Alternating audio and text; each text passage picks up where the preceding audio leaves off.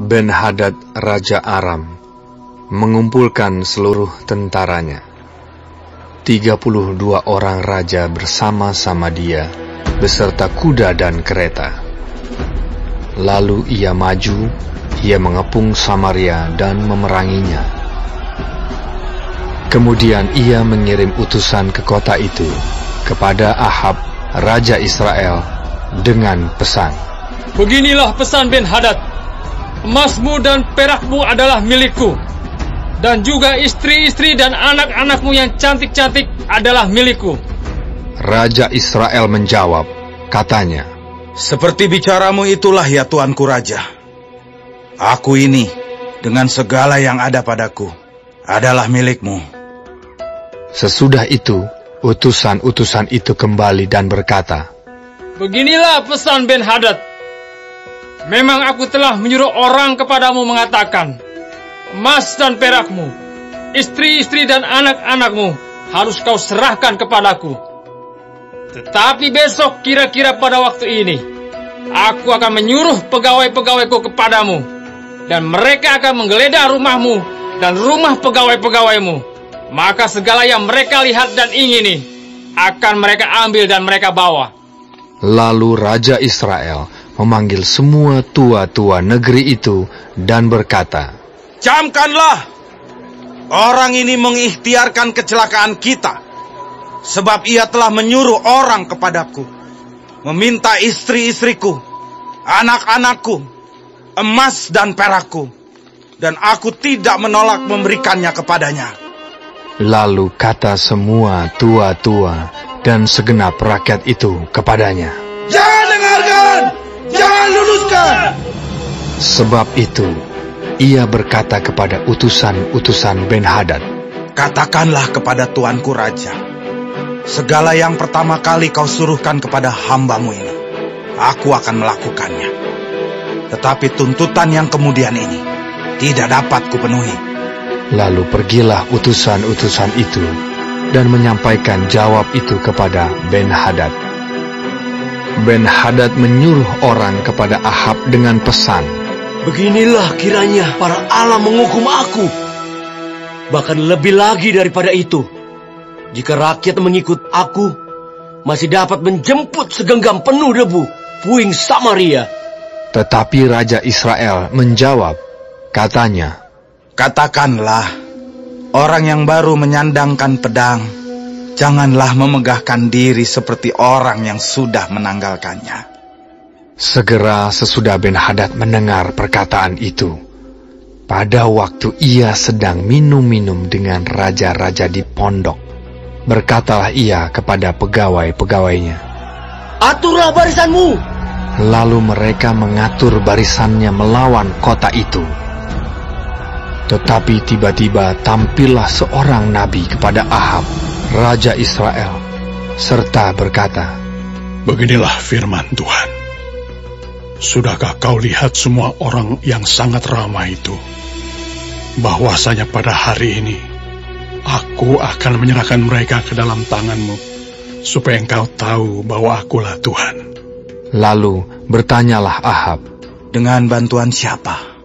Jawabnya, beginilah firman Tuhan. Dengan bantuan orang-orang muda pengiring kepala-kepala daerah. Tanyanya pula, siapakah yang akan memulai perang? Jawabnya, engkau. Kemudian ia menghitung jumlah orang-orang muda pengiring kepala-kepala daerah itu. Ada 232 orang banyaknya, dan sesudah mereka itu, ia menghitung jumlah seluruh rakyat, yakni segenap orang Israel.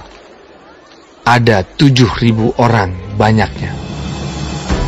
Lalu mereka maju menyerang pada waktu tengah hari, sementara Ben-Hadad minum-minum sampai mabuk di pondoknya, bersama dengan ke-32 raja yang membantunya.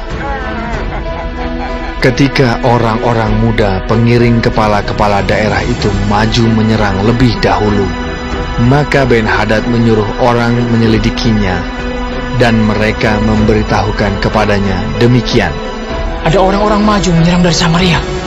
Lalu katanya, Entah mereka datang dengan maksud damai, entah dengan maksud perang, tangkaplah mereka hidup-hidup. Sementara itu, keluarlah mereka itu dari dalam kota, yakni orang-orang muda, pengiring kepala-kepala daerah, dan juga tentara yang mengikuti mereka. Lalu mereka masing-masing membunuh lawan yang dihadapinya, sehingga orang Aram itu melarikan diri dan dikejar oleh orang Israel. Tetapi Ben-Hadad, Raja Aram, dapat meluputkan diri dengan naik kuda beserta sejumlah orang berkuda. Juga Raja Israel maju, lalu memusnahkan kuda dan kereta itu, dan mendatangkan kekalahan yang besar kepada orang Aram. Lalu tampillah nabi itu kepada Raja Israel dan berkata kepadanya, Baiklah, kuatkanlah hatimu. Pertimbangkan dan pikirkanlah apa yang harus kau perbuat. Sebab pada pergantian tahun, Raja Aram akan maju menyerang kau. Pegawai-pegawai Raja Aram berkata kepadanya, Allah mereka ialah Allah gunung. Itulah sebabnya mereka lebih kuat daripada kita. Tetapi apabila kita berperang melawan mereka di tanah rata, pastilah kita lebih kuat daripada mereka. Bertindaklah begini. Pecatlah raja-raja itu masing-masing dari kedudukannya, dan angkatlah bupati-bupati menggantikan mereka. Lalu kerahkanlah tentara sebanyak tentara yang telah gugur dari pihakmu itu. Demikian pula kuda dan kereta sebanyak yang dahulu. Marilah kita berperang melawan mereka di tanah rata. Pastilah kita lebih kuat daripada mereka. Raja mendengarkan usul mereka dan bertindak demikian. Dalam tahun yang berikutnya, Ben-Hadad memeriksa barisan orang Aram. Lalu ia maju ke Afek untuk berperang melawan orang Israel.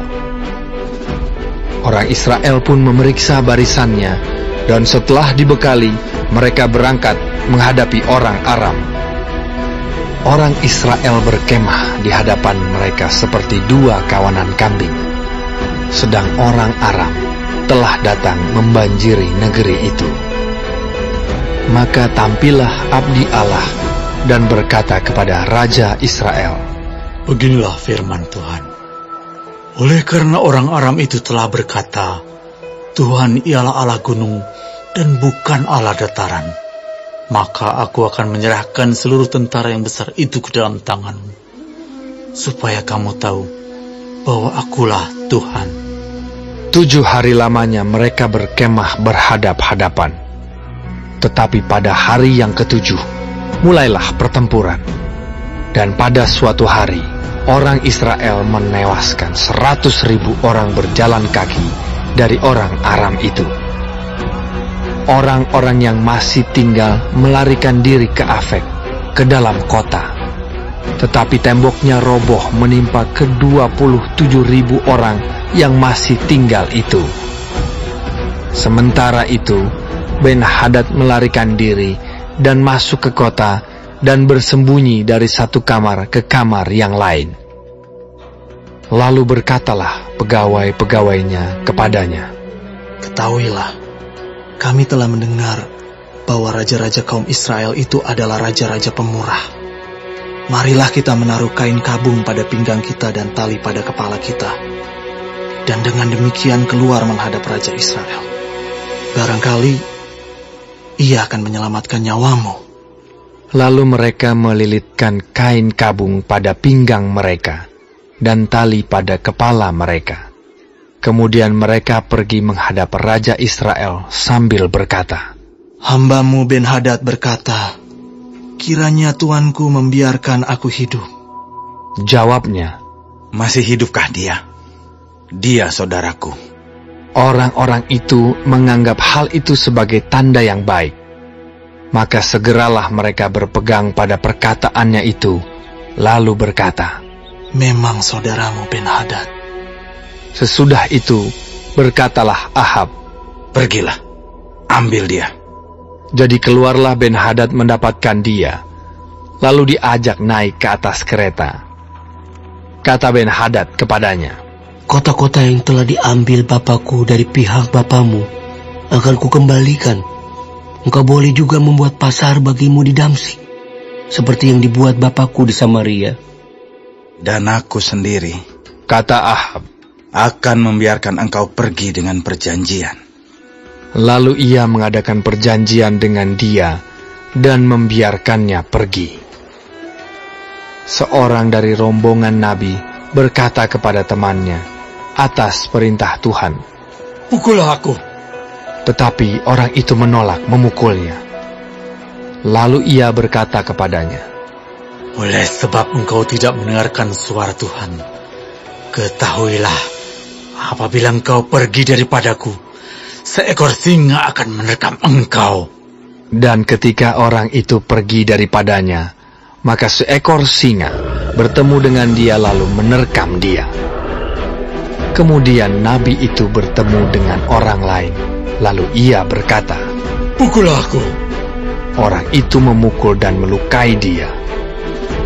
Sesudah itu, nabi itu pergi dan berdiri menantikan raja di jalan, sambil menyamar dengan membubuh kain pembalut pada matanya.